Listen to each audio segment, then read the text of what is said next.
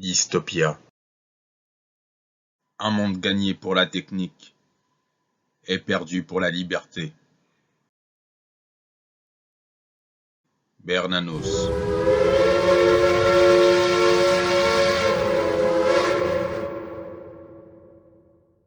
Bonjour à tous et bienvenue dans ce 6e contre-journal. Aujourd'hui, nous recevons Pierre-Antoine Plaquevent, auteur du livre Soros et la société ouverte aux éditions Culture et Racines. Il est aussi le cofondateur du site d'analyse géopolitique et métapolitique Strategica, que vous pouvez retrouver à l'adresse strategica.fr. Avant de vous laisser écouter cet entretien, je voudrais vous signaler qu'il a été effectué dans un restaurant. Et si les réponses de Pierre-Antoine Plaquevent s'entendent parfaitement, nous avons dû réenregistrer les questions. Donc ne vous étonnez pas si vous constatez un décalage d'ambiance entre les questions et les réponses. Sur ce, nous vous souhaitons une bonne écoute. Pierre-Antoine Plaquevent, bonjour. Bonjour. Merci d'avoir accepté cet entretien.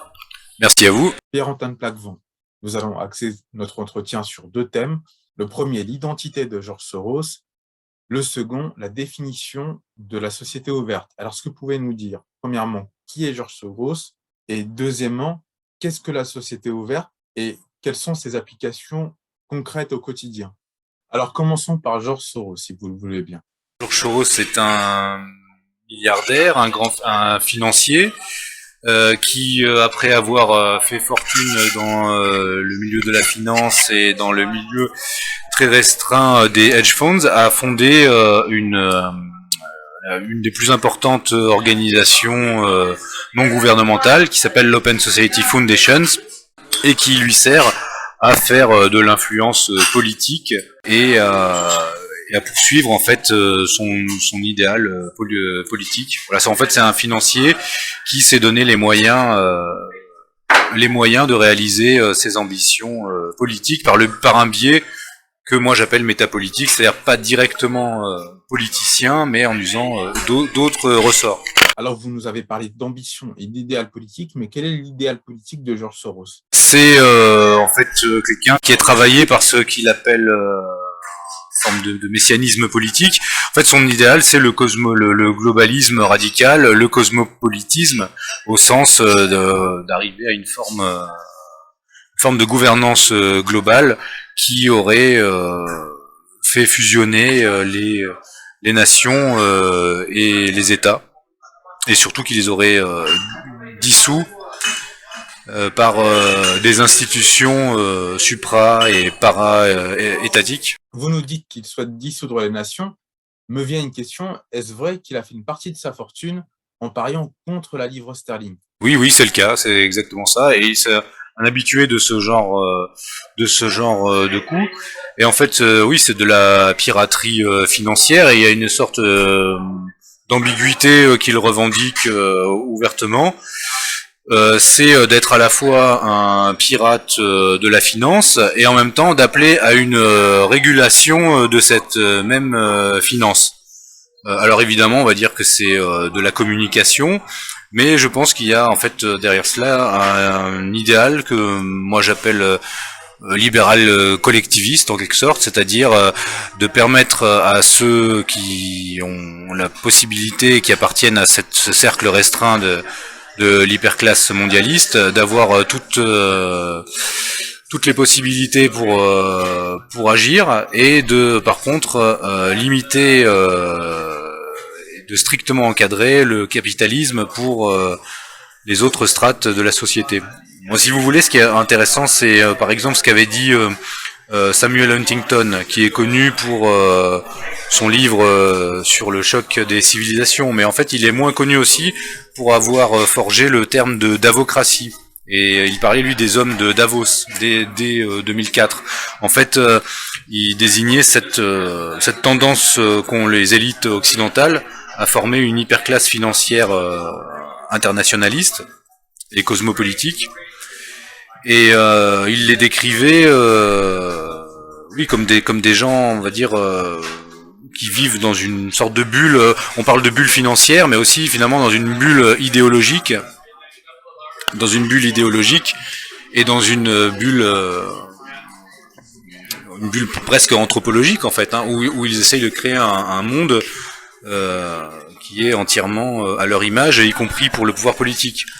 Voilà, donc en fait, et l'obsession finalement de ces gens-là, c'est la dissolution des États et la subordination des États aux prérogatives financières et la subordination du privé du public au privé. Alors, à propos de ce côté moralisateur de George Soros, j'invite tous nos auditeurs à regarder le film Inside Job, où l'on voit toute honte bue George Soros donner des leçons de moralisation de la finance.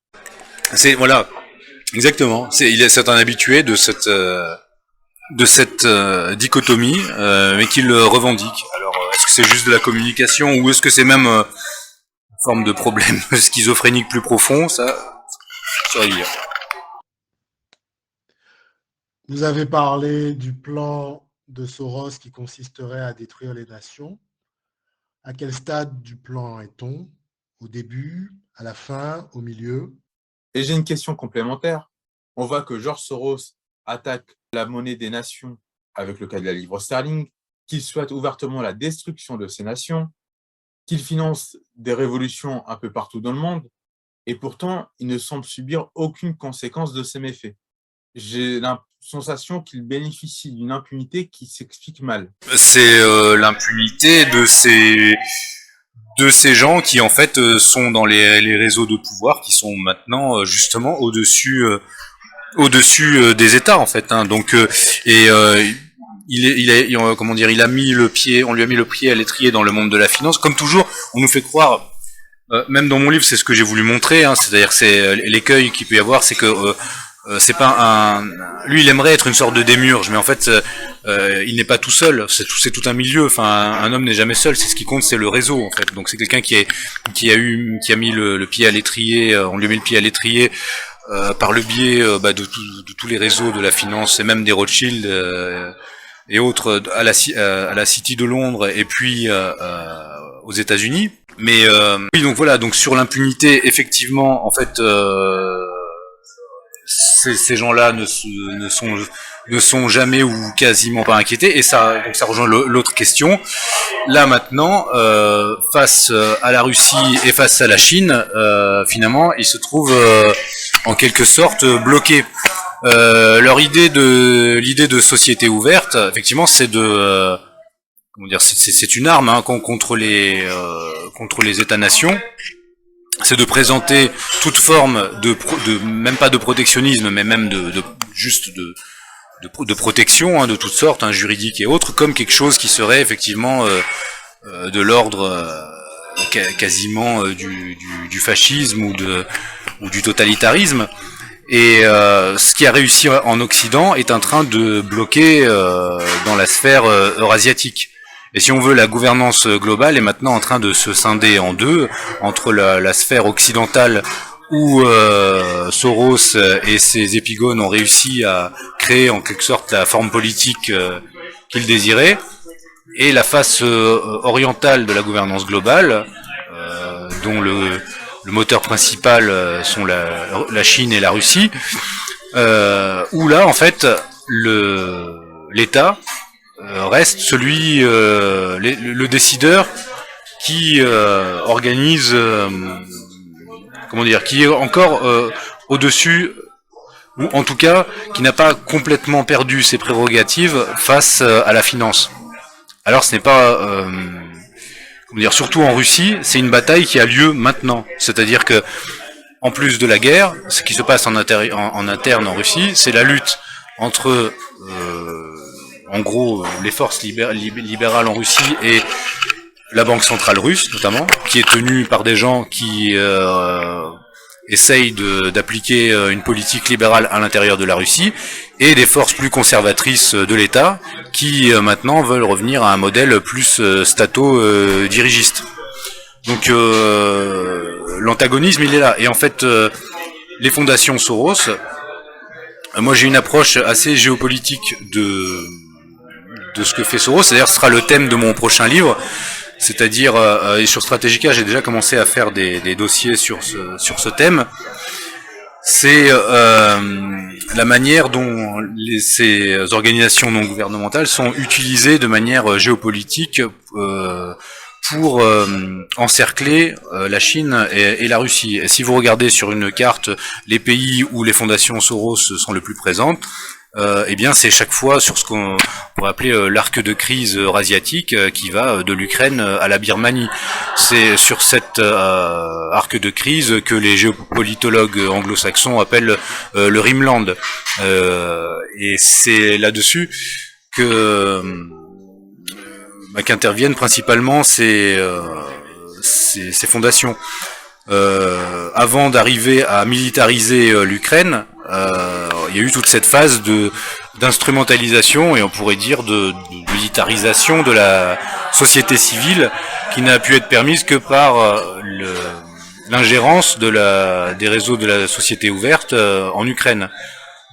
Après sur place il y a les avatars de la Open Society Foundation, le Renaissance Foundation et d'autres qui ont financé que ça soit à l'époque des révolutions de couleur, mais ensuite même les gens qui ont participé au Maïdan, voilà. D'ailleurs Soros, c'est intéressant là une parenthèse parce qu'on parle beaucoup s'il y a une présence nazie ou pas en Ukraine.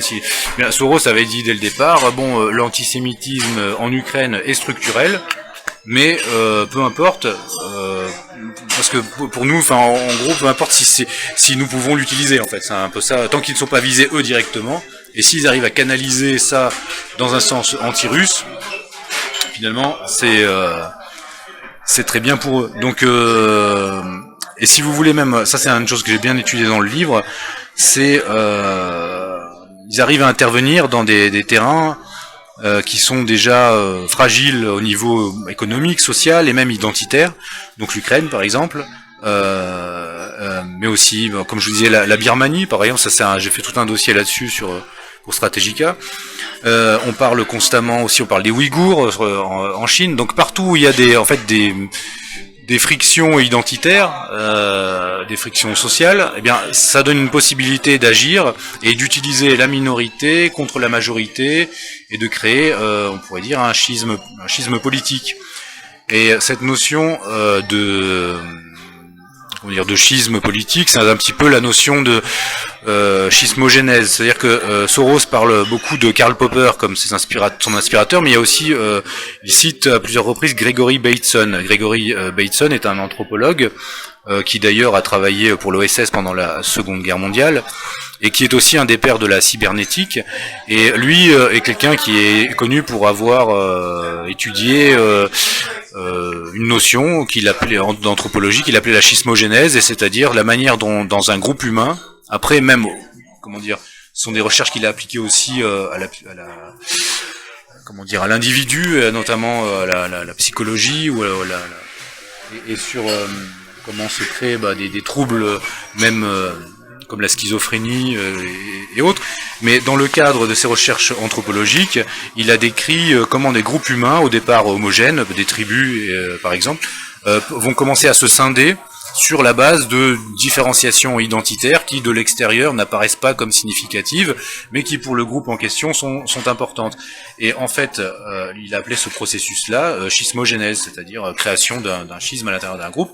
Mais de ce qui était au départ un constat, c'est devenu, dans l'ingénierie sociale globaliste, une méthodologie. Et en fait, si on regarde bien, tous les théâtres d'opération de la société ouverte se déroulent toujours dans des contextes où il y a une possibilité d'appuyer sur ce levier-là. On a vu l'influence des réseaux Soros en Catalogne, par exemple, et l'influence sur l'indépendantisme catalan et sur le financement de l'indépendantisme et du sécessionnisme catalan.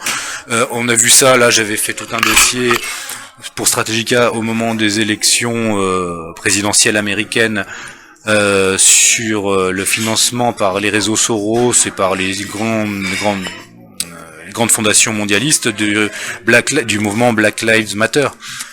Et c'est toujours la même méthodologie, c'est-à-dire c'est appuyer, on va prendre des problématiques qui sont réelles, on va les exacerber et on va instrumentaliser un groupe en flattant son narcissisme communautaire et on va dire en flattant aussi ce besoin de reconnaissance sociale en tant que groupe, qu'il revendique. En Ukraine, c'est la même chose. Ils ont repéré qu'il y avait effectivement une fracture ethno-politique, on pourrait dire, socio-ethnopolitique, et ils ont appuyé là-dessus face à l'adversaire stratégique du moment, qui était la Russie. Ils vont faire la même chose en Birmanie, ou avec les Ouïghours dans le Xinjiang. Voilà, donc c'est partout il y a des territoires où on peut instrumentaliser des minorités qui subissent réellement des préjudices, mais au lieu de leur donner une voie d'issue qui serait finalement qui ne peut pas être imposée de l'extérieur, de l'étranger, on va instrumentaliser ça pour fracturer un adversaire géopolitique. Et en fait, finalement, Soros, c'est pour ça que ça peut rejoindre votre autre question, il est dans la continuité de la politique impériale britannique qui est menée depuis, on va dire, 2 siècles au moins, et il est toujours dans cette même filiation. Et donc oui, alors il attaque la livre sterling, il s'enrichit dessus, mais finalement il n'est pas bloqué parce que en fait l'État, les gens qui pilotent la Grande-Bretagne, sont dans la City, finalement, sont pas dans l'État. L'État est subordonné à ces gens-là. Donc en fait, ils ne vont pas être inquiétés par ça, parce que finalement, c'est eux qui le gouvernent. En revanche, dans des pays comme en Russie, les fondations Soros, alors qu'elles se sont massivement investies durant les années 90 en Europe de l'Est, là maintenant, ces fondations sont interdites.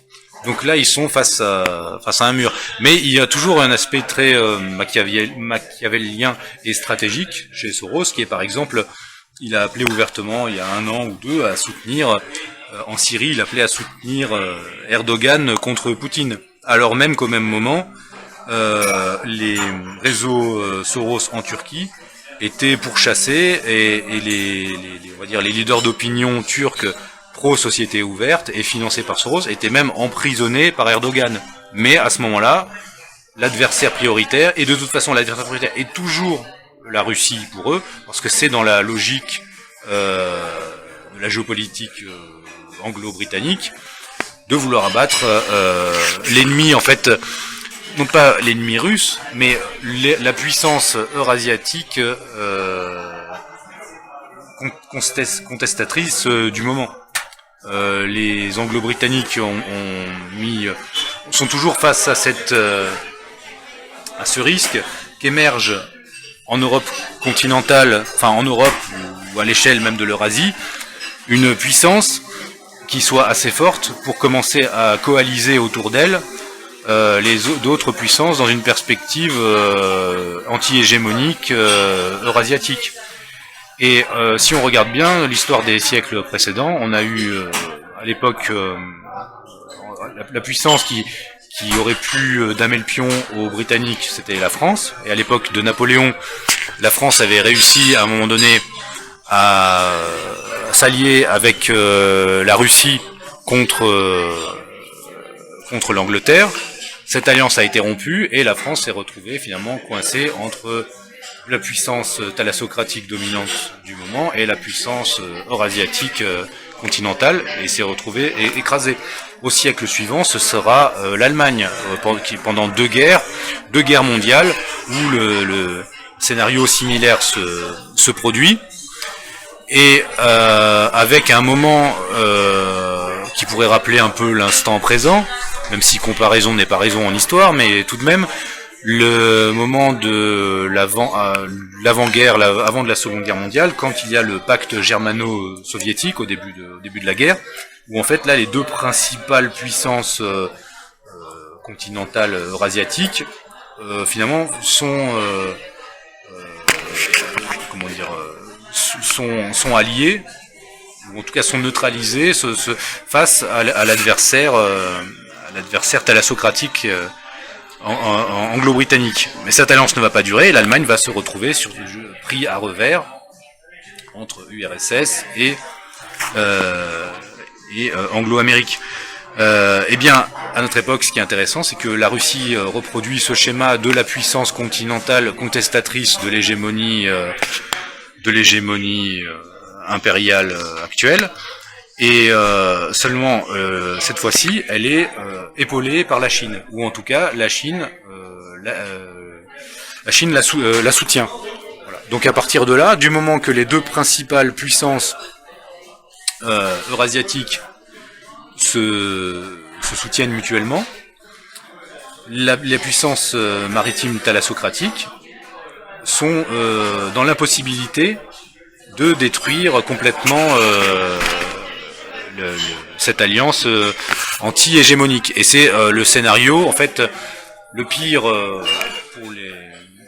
Comment dire, selon les fondamentaux géopolitiques anglo-saxons, c'est celui-là. Et paradoxalement, ce qui permet cela, c'est l'arme nucléaire. L'arme nucléaire empêche une guerre ouverte d'éclater, parce qu'une guerre ouverte, un échange nucléaire ouvert, pour l'instant, même les mondialistes n'y échapperaient pas, ou en tout cas ils pourraient aller vivre dans des bunkers souterrains, mais ça aurait de telles répercussions sur l'ensemble de l'ordre mondial, voire même sur l'ensemble de la biosphère, hein, que ça serait, ils en impacteraient aussi les conséquences pour eux. Donc finalement, ils sont assez, c'est une situation assez inédite qui permet peut-être, si la Russie et la Chine arrivent, comment dire, au niveau de la politique intérieure, à vraiment nettoyer leur pays de ce qu'on appelle surtout en Russie la 5e colonne libérale, et notamment de maîtriser les forces financières qui sont toujours en fait qui ont toujours tendance, même quand il ne s'agit pas forcément de, comment dire, il y a une tendance structurelle à vouloir s'internationaliser, là où l'État et où les structures d'État militaro-industrielles ont tendance à vouloir être plus nationales. Voilà. Et donc on est un peu dans cette configuration-là. Et le projet de société ouverte, on le voit même, on pourrait même dire, il suffit de comparer les types de dirigeants. Vous avez des hommes d'État, Poutine, Xi Jinping, vous avez Erdogan, vous avez des gens comme ça, qui ont chacun qui sont des hommes d'État parce que la priorité c'est l'État dont ils ont la charge et et qui fonctionne avec une forme de réalisme géopolitique. Et vous avez en face eh bien ces puissances où en fait l'État n'est plus celui qui incarne le monopole de la décision en fait, et où en fait vous avez ces fondations privées, cette finance privée qui a complètement parasité le fonctionnement normal de l'État et qui en a pris les prérogatives. Donc vous comparez par exemple des gens comme Soros qui sont très vieux maintenant, et puis vous comparez les dirigeants des puissances eurasiatiques et vous dites que peut-être que leur monde est en train de décliner et c'est pour ça qu'ils s'agitent. Et pourtant, on a vu la Chine et la Russie adhérer au grand projet de grande réinitialisation. N'est-ce pas un peu contradictoire ? Alors, la différence, moi je dirais, c'est que en Russie, comme en Chine, mais surtout en Chine, l'État a gardé le contrôle et en fait tente de fabriquer une forme de grande réinitialisation, mais locale en quelque sorte, et pilotée, dirigée par l'État. Mais effectivement, on a pu voir, et notamment en Russie, un flottement assez inquiétant, où même au moment de l'application des lois sur le Covid, et où justement il y a eu les volontés de faire comme chez nous, hein, mais ça n'est jamais allé aussi loin que chez nous, mais il y a eu des volontés de faire, par exemple, d'installer les QR codes, les passes pour aller au restaurant, des choses comme ça. À chaque fois, il y a eu des blocages. Alors déjà, il y a la population qui elle-même a rejeté ça, ou n'a pas appliqué, souvent. Et puis effectivement, on a pu voir que, par exemple, Poutine essayait d'expliquer à un moment donné, ce n'est pas vraiment de mon ressort, ce n'est pas de ressort de l'État central, parce que, en fait, quand il y avait une épidémie dans les années 70, je crois, les prérogatives concernant la gestion des pandémies avaient été décentralisées et relevées des gouverneurs des régions, ou quelque chose comme ça. Et là, on a vu une espèce de flottement dans la narration et dans la verticale du pouvoir. Et je pense que les événements actuels sont aussi à expliquer ainsi, c'est en quelque sorte la partie dure de l'État, la partie militaro-industrielle et politique, qui reprend la main sur la partie plus libérale, financière, et en fait même du transhumanisme, du parti transhumaniste qui existe en Russie aussi. C'est-à-dire par exemple vous avez la plus grande banque russe, Sberbank, son patron a des velléités d'une forme de transhumanisme à l'échelle russe en quelque sorte, et avec les mêmes idées un petit peu qu'on voit en Occident, sauf que maintenant avec la guerre, avec tout ça, ça risque d'être bloqué, ou en tout cas ralenti. Donc, et la différence qu'il y aurait par exemple dans ces pays-là, surtout la Russie, la Chine, ça paraît quand même c'est plus compliqué ça me semble plus compliqué à sonder quoi. Mais en Russie, il y a réellement un affrontement entre des lobbies, on va dire, libéraux et conservateurs. Mais les conservateurs ont vraiment une influence sur le pouvoir. Et en fait, le pouvoir, c'est une forme de césarisme politique, où en fait, le chef et on va dire et ses équipes sont vraiment au centre et finalement essayent d'équilibrer les différentes forces et essayent justement de faire en sorte qu'il n'y ait pas une décision trop grave au sein de ces forces-là. Mais sauf que là, avec ce qui se passe, on voit réellement la partie plus conservatrice reprendre le dessus et dire maintenant, bon, on a tout essayé pour essayer de s'inclure dans le modèle occidental, pour essayer en tout cas de négocier avec lui. On voit que ce n'est plus possible. Désormais en plus, il nous menace stratégiquement de manière vitale, en voulant militariser, voire nucléariser l'Ukraine, voire mener même des attaques biologiques depuis le sol ukrainien. Donc, à partir de là, c'est une guerre.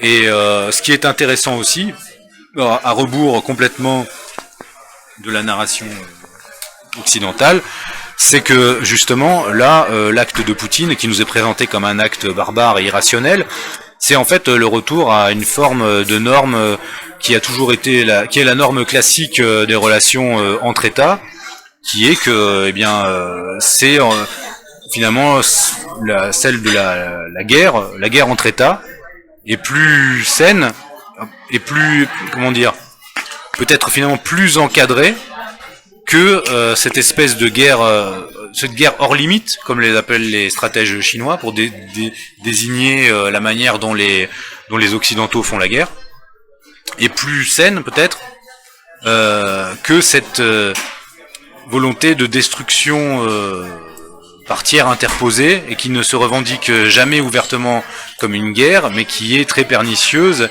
et à laquelle il faut mettre un terme. Donc voilà, après c'est terrible au niveau des conséquences locales, encore que si on les compare aux guerres impériales, on va dire de l'empire mondialiste depuis 91, depuis la chute du bloc soviétique, finalement on est encore loin des carnages qui ont eu lieu depuis la première guerre du Golfe jusqu'à la guerre en Syrie qui a fait, je crois, près de 500 000 morts, plus sans compter les réfugiés, déplacés et autres, et les destructions matérielles. Donc bon, pour l'instant, on est encore très loin du compte, et même à l'échelle de l'Ukraine, si on regarde les 1200 morts civils, qui sont effectivement très graves, bon, après les déplacés, effectivement, depuis le début de la guerre, depuis 2014, on a eu 14 000 morts à peu près, je crois, dans le Donbass, de gens tués par l'armée ukrainienne. Donc à partir de là,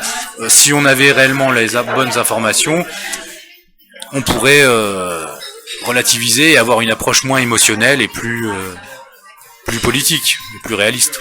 Pour appuyer vos propos sur les guerres impériales, rappelons qu'en plus des millions de morts qu'elles provoquent, elles contribuent aussi à la destruction du patrimoine des pays attaqués, mais aussi du patrimoine de l'humanité, puisque en Irak, les vestiges babyloniens et sumériens furent détruits ou pillés par les djihadistes américains, et que c'est cette civilisation qui a vu naître l'écriture. Alors, concernant la société ouverte, est-ce qu'on peut dire que la société ouverte, c'est une société sans frontières, dirigée par les financiers et sans État? Alors, c'est pas une société forcément sans État, C'est une société où les États sont réduits à portions congrues et où ils sont complètement dissous et liés par les normes juridiques et les normes supra-étatiques, hein, ce qu'on appelle en fait dans le langage de gouvernance globale par le multilatéralisme, qui n'est pas la multipolarité. Donc par le multilatéralisme et par effectivement et où le privé ou le monde de la finance a pris le pas sur le public et le politique. Et on le voit actuellement, on est dans cette phase-là avec la polémique autour de McKinsey. Personne ne l'aborde sous cet angle-là, mais on voit là réellement en train de se dérouler la dilution de l'État et sa privatisation, y compris dans son fonctionnement le plus basique.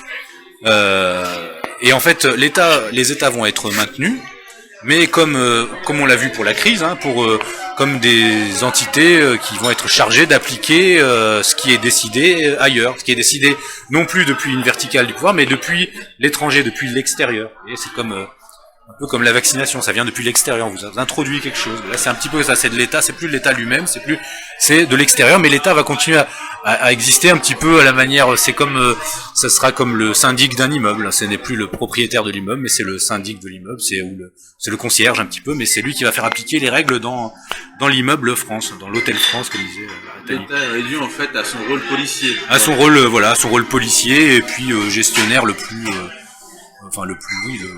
bas. Et en fait, ça vide complètement, en fait, ça détruit ce qu'on pourrait appeler la métaphysique de l'État, qui n'est pas d'être neutre, en fait. Ça n'existe pas. Enfin, un État neutralisé, c'est un État qui a été vaincu, en fait. Donc,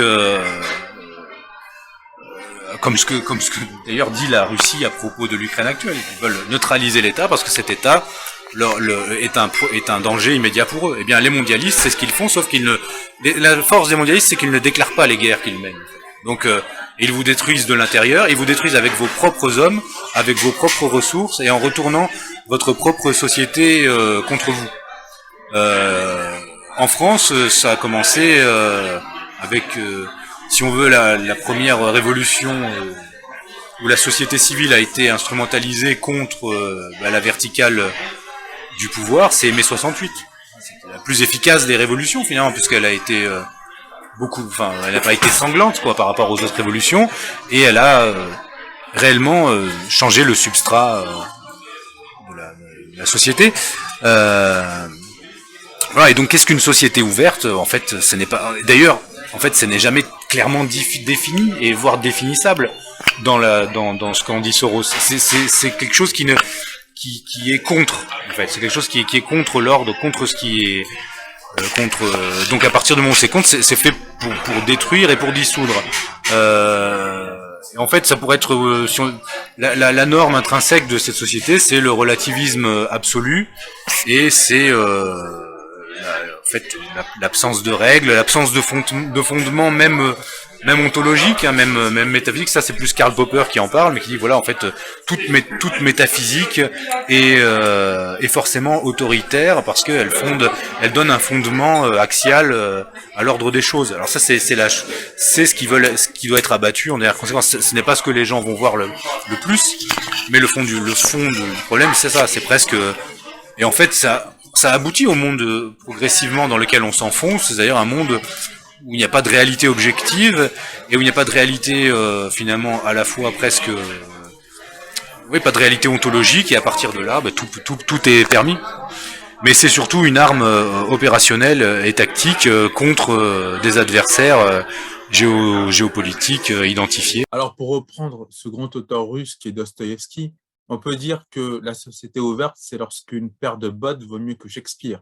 En fait, le problème, effectivement, c'est qu'au final, après avoir dissous complètement les cadres normatifs de la société traditionnelle, Soros lui-même en parle, il peut y avoir le risque pour les sociétés de revenir non plus à la société traditionnelle, mais à une forme d'autoritarisme ou de totalitarisme. Il explique très justement d'ailleurs que quand les sociétés traditionnelles ont été finalement ne fonctionnent plus et sont vaincus par le libéralisme, arrivé à un certain stade, l'individualisme étant quand même très difficile à vivre pour beaucoup de gens, eh bien l'individu va avoir tendance à se refabriquer de nouveaux dogmes, et c'est là qu'il va avoir tendance peut-être à créer des idéologies qui mènent au totalitarisme. Et à ce moment-là, c'est un petit peu la dernière phase, c'est le sursaut un peu du cadavre, quoi. Ben, c'est à ce moment-là, les forces de la société ouverte doivent être encore plus attentives et frapper le dernier coup et le stade d'après. Et en fait, c'est finalement une forme de dilution et permanente, quoi. Et en fait, c'est un petit peu, vous avez, c'est comme ce que les maçons appellent le solvay et coagula, c'est-à-dire vous dissolvez, et puis ça se recoagule, ça prend une nouvelle forme, il faut redissoudre, ça va prendre une autre forme, et c'est comme ça jusqu'à ce que finalement les processus sociaux soient complètement fluidifiés, et que l'ingénieur social, à la manière de, c'est pas pour rien que ces gens-là sont dans le monde de la finance, c'est-à-dire que c'est à la manière des flux financiers, finalement, voilà, il faut maîtriser les flux vitaux des sociétés, et voilà. Et là on le voit bien avec la séquence Covid, eh bien là on a, et oui, en fait, après avoir dissous les cadres normatifs, on peut redonner un nouveau cadre à cette société, de l'extérieur, non plus de l'intérieur. C'est plus une normalité imposée qui s'impose d'elle-même de par la loi naturelle, de par l'intérieur. C'est une normalité forcée, contrainte depuis l'extérieur. Donc là, ça va être le masque, après ça va être autre chose. C'est exactement la question que j'allais vous poser.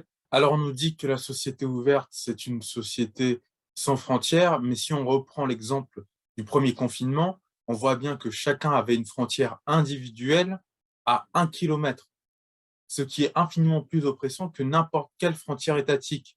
Est-ce que finalement, le principe de la société ouverte, ce n'est pas le même principe que le pacte avec le diable? Au départ, tout nous paraît beau, tout va bien, et puis ensuite, il faut vendre son âme. Au départ, avec la société ouverte, tout nous paraît possible, tout nous paraît permis, et ensuite, on est privé de quasiment l'intégralité de nos libertés. En d'autres mots, est-ce que la société ouverte ne mène pas à une société totalement fermée? Oui. En fait, oui, on peut pas avoir de. D'ailleurs, c'est pour ça que je dis, ce n'est jamais clairement défini, même par Soros lui-même. On peut pas avoir de société ouverte intégrale. Ça n'existe pas, en fait. Enfin, c'est même impossible. Donc, effectivement, c'est un processus pour détruire un ancien ordre et arriver à un nouvel ordre. Ce qu'ils appellent le nouvel ordre mondial. Donc, mais c'est un nouvel ordre mondial, enfin, donc à tous les niveaux. C'est pour ça que je parle de globalitarisme, parce que c'est global non seulement à l'échelle géographique, mais même à l'échelle anthropologique. C'est tous les aspects de l'humain qui doivent être maîtrisés. Donc, partant de là, eh bien, c'est logique qu'on en arrive à une forme effectivement en fait, on veut nous faire intérioriser le totalitarisme. Et alors, sur ces aspects-là, qu'on pourrait appeler de biopolitique, effectivement, je pense qu'en fait là on arrive à un point critique, et ils le savent très bien en face, et c'est-à-dire si les 2 ans qui sont passés ont été un test à grande échelle pour voir jusqu'où les populations sont prêtes à accepter, et ça leur donne même je pense une quantification. Je me rappelle au début de la crise du Covid, du lancement de l'opération Covid, Bill Gates avait dit il faut arriver à vacciner 60% de l'humanité pour vaincre le Covid. Je me disais, voilà, donc là on a déjà, après ils ont dit même certaines fois 80%, donc, et en fait c'est à peu près ce qu'ils sont arrivés à faire, en tout cas à l'échelle des nations occidentales, on est à ce taux de vaccination là, mais ça leur donne aussi une lisibilité sur la résistance qui est en face aussi.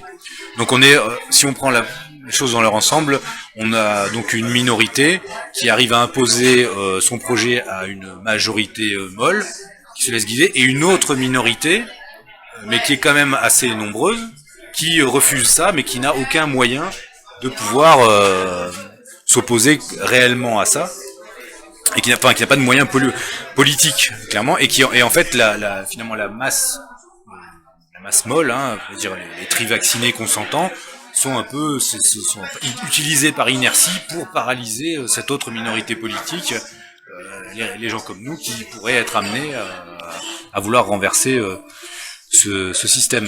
Et vous pensez que le renversement de la société ouverte est possible? En fait, on ne peut pas, renverser la société ouverte dans la mesure où il n'y a pas de centre unique. C'est pas comme à l'époque, je sais pas, la révolution bolchevique, il suffisait d'aller dans les centres de pouvoir, le palais du tsar et ailleurs, et vous pouviez prendre le pouvoir. Le pouvoir était identifié était identifié, identifiable et localisé. À notre époque, il est diffus, il est partout, et vous ne pouvez pas attaquer en même temps. Il faudrait avoir les moyens d'attaquer tout en même temps. En revanche, ce qui est possible, c'est la sécession d'un État ou de plusieurs États du carcan mondialiste. Et ce qui est plus important pour moi que la guerre en Ukraine, c'est les conséquences, c'est-à-dire la Russie qui n'est plus dans le Conseil de l'Europe, la Russie qui va sortir peut-être progressivement, si ce n'est de toutes, mais de certaines instances mondialistes, de toutes les institutions supranationales qui ont été construites pour justement encercler et paralyser l'État. Mais la Russie qui sait aussi utiliser ces institutions quand elles peuvent être utilisées de manière diplomatique et stratégique comme l'ONU. Là, dans le contexte actuel et depuis la guerre en Syrie, c'est intéressant de voir comment la Russie dit que oui, l'ONU a été subvertie en fait de son projet d'origine. Alors qu'on peut dire bon, dès le projet d'origine, c'est un outil mondialiste, mais en fait on peut l'utiliser aussi de manière souverainiste, et c'est ce que, en tout cas dans le discours, c'est ce que tente de faire la Russie pour mettre face à leurs contradictions les occidentaux, enfin en tout cas ceux qui gouvernent l'Occident. Voilà. Alors on peut pas la renverser, mais alors pour moi les mondialistes ont en tête deux adversaires. Ils savent qu'en fait leur système est fragile parce que ils sont sur deux fronts principaux. Le front intérieur, en fait, ils occupent l'Occident. Voilà, l'Occident est à eux. Mais en Occident, il peut y avoir une révolte intérieure, une sécession intérieure. C'est ce qui a commencé, c'est ce qui avait eu lieu avec Trump, en fait. Quand là, vous avez le pilier de la puissance occidentale, qui sont les États-Unis, qui rentrent dans un phénomène de renationalisation. Voilà, donc vous avez cet ennemi-là à abattre. Bon, là, ils l'ont jugulé avec le Covid, qui a saboté la fin de la mandature Trump et le piratage des élections, et avant ça toute la séquence, parce que quand même on est toujours pris dans le flux des événements, mais il faut vraiment garder en tête l'histoire récente, c'est-à-dire on passe d'une opération de subversion à une autre, hein. Donc, on a eu toute la séquence Black Lives Matter avant les élections américaines pour faire tomber Trump. Et ça n'a pas suffi, donc on a eu le piratage des élections. Alors oui, ce qu'il faut noter, c'est que je pense que là le globalisme, le globalisme politique est face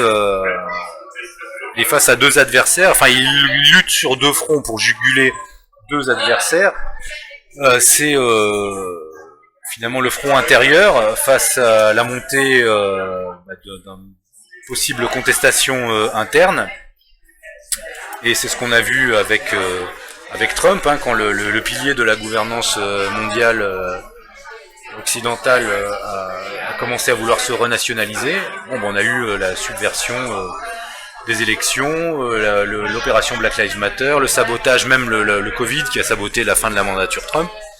Donc on a ce front intérieur et puis on a le front extérieur qui serait le danger que peut constituer pour la gouvernance globale la constitution d'un front anti-hégémonique de puissances non alignées autour de la Chine et de la Russie. Et ça, c'est en fait c'est le grand enjeu qui est actuellement, et le grand enjeu va être effectivement d'arriver pour les mondialistes au sein même de ces puissances, d'arriver à manipuler les forces qui leur sont encore propices, comme je vous disais, par exemple la banque centrale russe. Voilà. Donc, donc là, nous arrivons quand même à une échéance qui est réellement cruciale et historique pour cette gouvernance globale. Ce n'est pas juste un retour à la guerre froide, comme certains pourraient penser, avec une nouvelle bipolarité. Là, c'est réellement les mondialistes tiennent l'Occident. Ils ont réussi progressivement par, on pourrait dire, au terme d'un processus de, on va dire, 2 siècles, mais en fait peut-être même plus, à subvertir complètement la forme politique occidentale, à, comme dirait Lucien Cerise, à la neuropirater. Neuropirater le logiciel de l'Occident et même de son ADN politique.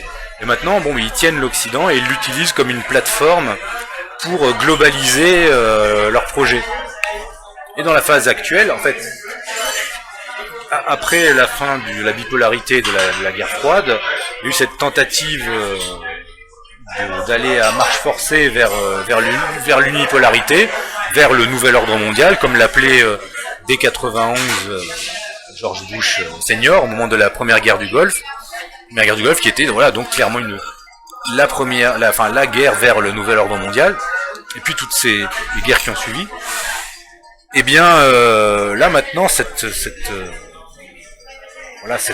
processus a commencé à freiner avec le retour progressif de la Russie, avec l'intervention russe en Syrie, et maintenant la fracture est actée. Et comme je vous disais tout à l'heure, tout va dépendre à l'issue de ce combat historique, qui n'est pas d'ailleurs forcément le camp univoque du bien d'un côté et du mal de l'autre, pas forcément, qui est vraiment l'affrontement de deux possibilités de développement pour l'humanité. Développement finalement totalitaire d'un côté, et puis développement où encore le champ des possibles reste ouvert de l'autre. Eh bien, ce qui va déterminer l'issue de ce combat, c'est au niveau géopolitique, si l'alliance sino-russe se maintient. Voilà. Pierre-Antoine Plagrand, merci beaucoup pour nous avoir accordé cet entretien. Merci à vous. Quant à nous, chers auditeurs, nous nous retrouverons très bientôt. J'espère que l'écoute fut la plus agréable possible. Nous avons tout fait pour. N'hésitez pas à vous abonner à cette chaîne YouTube, à notre canal Telegram et à notre compte Twitter et Instagram. Et je vous quitte sur une petite réflexion. En 1922, la marche du dollar débuta à la conférence de Gênes. Elle sera peut-être stoppée un siècle plus tard par les efforts combinés de la Russie et de la Chine. Prenez soin de vous et ne désespérez pas.